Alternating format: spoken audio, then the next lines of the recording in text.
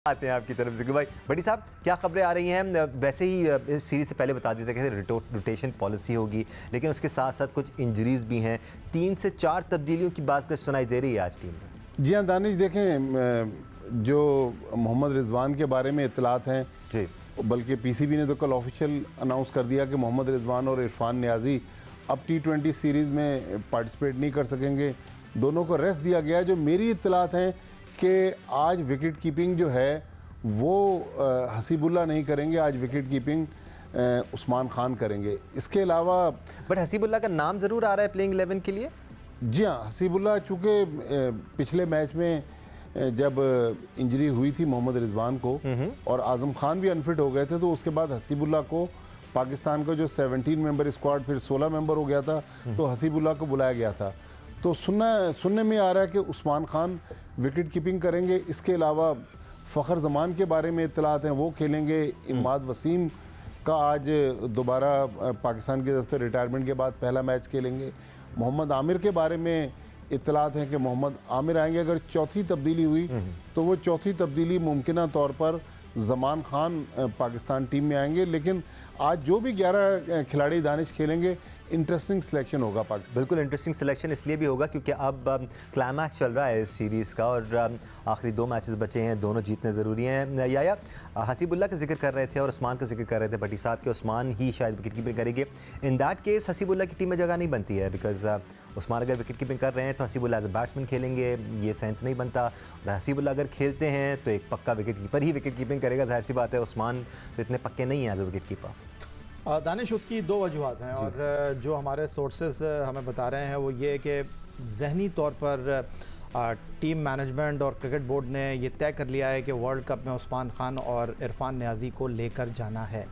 तो उसके पीछे जो एक सबसे अहम मौरिक है वो यही है कि इसलिए उस्मान खान को जो है as a wicket keeper try किया जा रहा है। और मोहम्मद रिजवान के बारे में आज प्रेस कॉन्फ्रेंस में बाबर आजम ज़रूर बोले हैं, लेकिन उनका वर्ल्ड कप और आगे खेलना पाकिस्तान से अभी 50-50 है, जो अभी नियर फ्यूचर इवेंट्स हैं उसमें।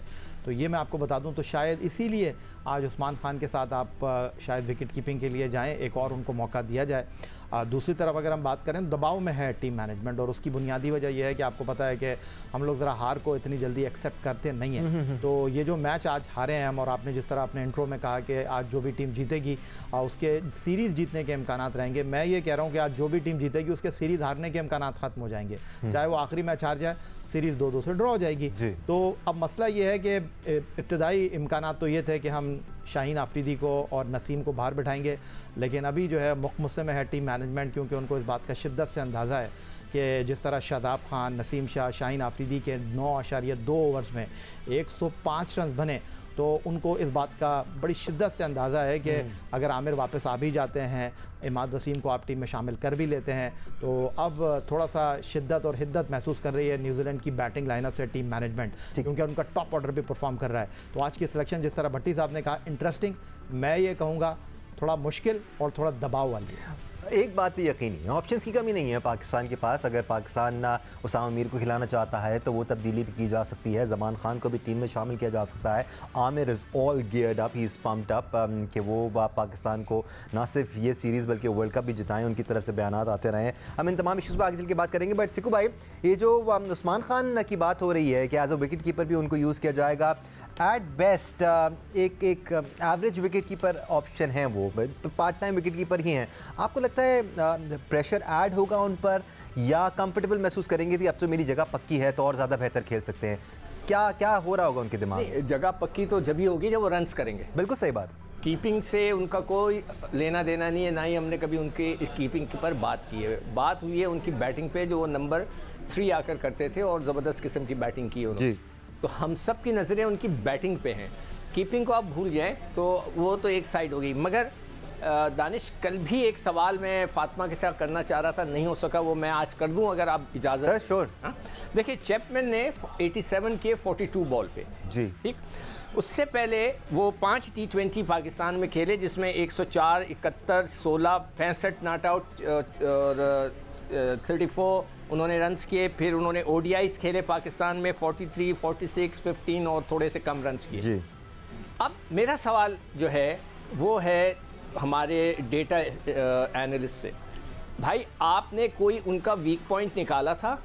डेटा क्या निकालता है? यही निकालता है ना कि एक बैट्समैन का वीक पॉइंट क्या है, वो किस चीज़ पे कमज़ोर है, उसको कहाँ गेन करनी चाहिए। क्या आपने नसीम शाह, आई विश के नसीम शाह का और डेटा स्पेशलिस्ट को बिठाकर हम इंटरव्यू में पूछें कि नसीम शाह साहब आपको क्या वीक पॉइंट्स बताए गए थे चैपमैन के कि जिन्होंने आपको एक ओवर में 23 रन खींच दिए, जिसमें से 17 रन लेग साइड पे थे। या सिकू भाई, डेटा में ये भी होता है कि एक पर्टिकुलर बैट्समैन पेसर्स के खिलाफ ज़्यादा रन बनाता है या स्पिनर्स के खिलाफ ज़्यादा रन बनाता है, स्पिनर्स के खिलाफ उसकी क्या एवरेजेस हैं, फास्ट बॉलर्स के खिलाफ क्या। मैं तो दानिश डे 1 से कह रहा हूँ कि ये सिचुएशनल गेम है जी। डेटा से अगर आप बोलें कि जी वो फास्ट बॉलर पे वीक था तो उसने तो 23 रन खींच दिए, अगर वो स्पिनर पे था तो भाई आपने स्पिनर ने कुछ नहीं किया। तो मैं सिर्फ सवाल ये करना चाहता हूँ, इतने मैचेस हुए हैं जो कि चैपमैन ने पाकिस्तान में आके खेले, तो डेटा एक्सपर्ट्स ने उनको क्या बताया? Just playing the devil's advocate Sikandar, I agree with you at some point, but spinners के खिलाफ वो ज्यादा रन बना नहीं पाए। हाँ, विकेट्स नहीं मिली स्पिनर्स को, लेकिन चलाकी किसकी थोड़ा सा नहीं, बैटर की चलाकी, बैटर की। देखिए ना, उसको पता था कि मैं स्पिनर्स के खिलाफ अच्छा नहीं खेलता, तो उसने उसके ओवर गुजार लिया। आओ भाई फास्ट बॉलर्स उसने खेल। यहाँ पर बाबर भी चलाकी दिखा सकते थे कि इफ्तिखार और साइम अयूब से मजीद ओवर करा सकते थे ताकि वो मजीद बैकवर्ड पे जाए। डेटा एनालिस्ट की बात हो रही है ना, डेटा एनालिस्ट का काम जो है वो खत्म हो जाता है सिलेक्शन के ऊपर। डेटा एनालिस्ट का होना चाहिए काम, बट ये काम जो है डेटा एनालिस्ट का नहीं है, ये वीडियो एनालिस्ट का काम है कि वो वीडियो आपको बनाकर देगा स्पिनर के खिलाफ उनके वीक पॉइंट क्या है, उनके पॉजिटिव पॉइंट क्या है, किन एरियाज में नसीम शाह ज़्यादा अथेंटिक है, किन एरिया में उनको बॉल डालना चाहिए। ये काम वीडियो एनालिस्ट का है। दूसरी तरफ जो है सवाल मेरा ये है कि क्यों ना एक दिन आप लोग उन डेटा और एनालिस्ट को बुलाकर बिठाएं, हम भी उनसे सवाल करें कि क्या आपने हमारे बॉलर्स को क्या बताया था कि वो 42 गेंदों पे 87 रन कर गया। मुतमईन नहीं हो पाएंगे सर आप? मैं बिल्कुल नहीं आऊँगा।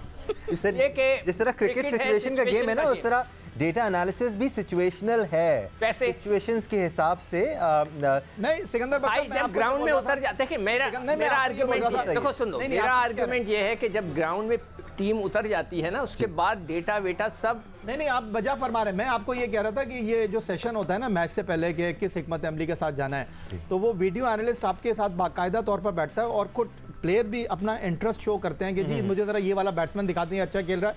ये ज़रा इंडिविजुअल जो है ना वो ज़्यादा शौक की बात है। अच्छा, जो 3 चांस चैपमैन ने दिए, तीनों स्पिनर्स पे दिए।